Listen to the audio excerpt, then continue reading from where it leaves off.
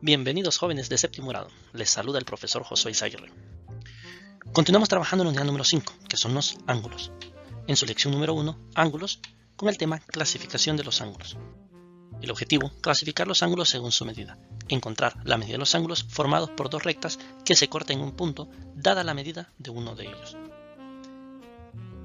Veamos el siguiente ejemplo. Con ayuda del transportador trace el ángulo AOB, tal que la medida del ángulo AOB sea igual a 30. Para poder hacer esto, el primer paso es trazar el rayo AO o el rayo OA. En este caso sería OA porque el vértice del ángulo es O, ¿sí? Observemos bien que el ángulo es AOB, entonces por lo tanto el vértice es O. Como el vértice es O, debemos de crear los rayos a partir de el vértice, que sería en este caso O. Por eso creamos el rayo OA, ¿sí? Una vez que hemos creado el rayo OA, venimos entonces y hacemos el segundo paso, que es ajustar la línea horizontal del transportador, la marca 0, sobre el rayo OA, utilizando la graduación interior. Se busca el valor de la medida del ángulo, que sea en este caso 30 grados, y se marca el punto. Al marcarlo, le venimos y le decimos que ese va a ser el punto B, donde finalmente quitamos el transportador y trazamos el rayo OB. Al trazar ese rayo OB hemos creado entonces lo que sería el ángulo de 30 grados, ¿sí? Y ya estaría trazado ese ángulo cuya medida es 30 grados, el ángulo AOB. Recordemos que en cuarto grado se estudiaron los diferentes ángulos según su medida, que estos ángulos eran agudo, recto, obtuso y llano.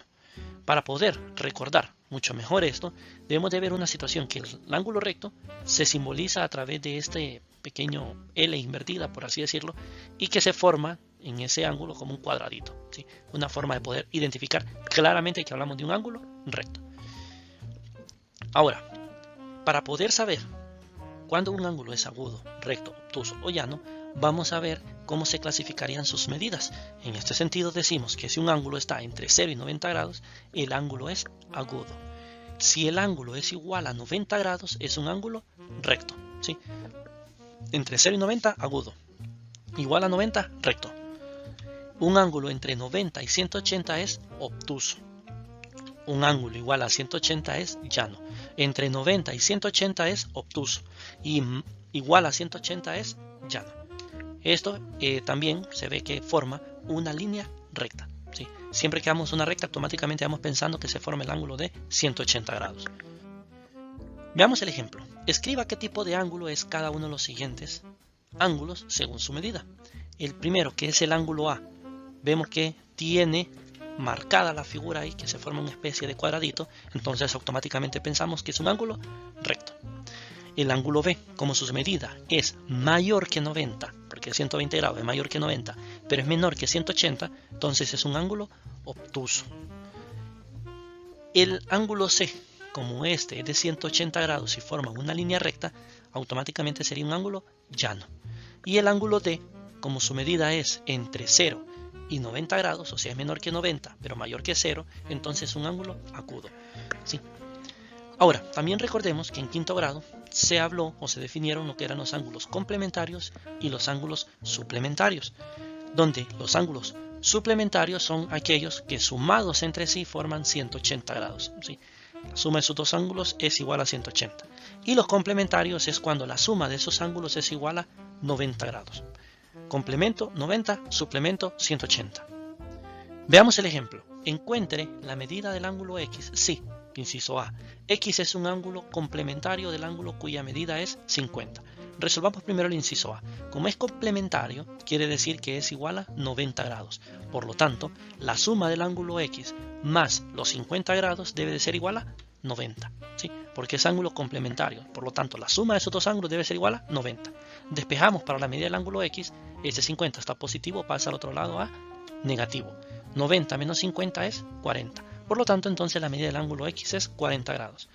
Veamos ahora el inciso B. Dice, el ángulo X es el ángulo suplementario del ángulo cuya medida es 160 grados. Si es suplemento, quiere decir que la suma de esos ángulos es igual a 180 grados. Por lo tanto, en el inciso B, la suma del ángulo X más los 160 grados debe de ser igual a 180, ¿sí? Porque es suplementario.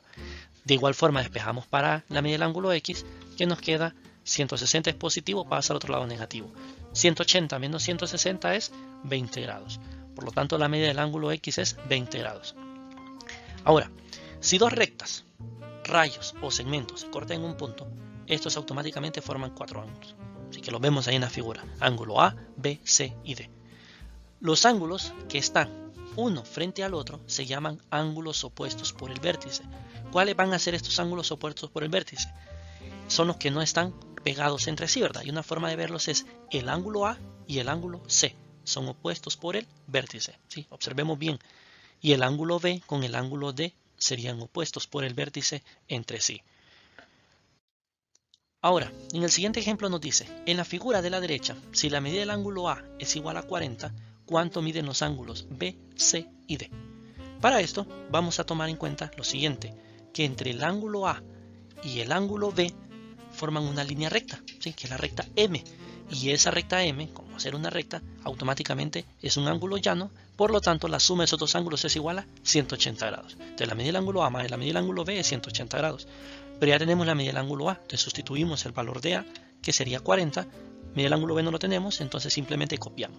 Y ahora ¿qué hacemos? Despejar para la medida del ángulo B, por lo tanto ese 40 está positivo, pasa al otro lado a negativo. 180 menos 40 es 140. Tenemos ya la medida del ángulo B. Ahora vamos a encontrar la medida del ángulo C, donde vamos a tomar otra recta, que en este caso sería la recta N, y de igual forma el ángulo B con el ángulo C son suplementarios o forman un ángulo llano que es de 180 grados, por lo tanto la suma de los dos es 180. Tenemos la medida del ángulo B, que es 140, no tenemos la medida del ángulo C, por lo tanto copiamos y despejamos para la medida del ángulo C, donde 140 es positivo, pasa al otro lado negativo, 180 menos 140 es 40 grados.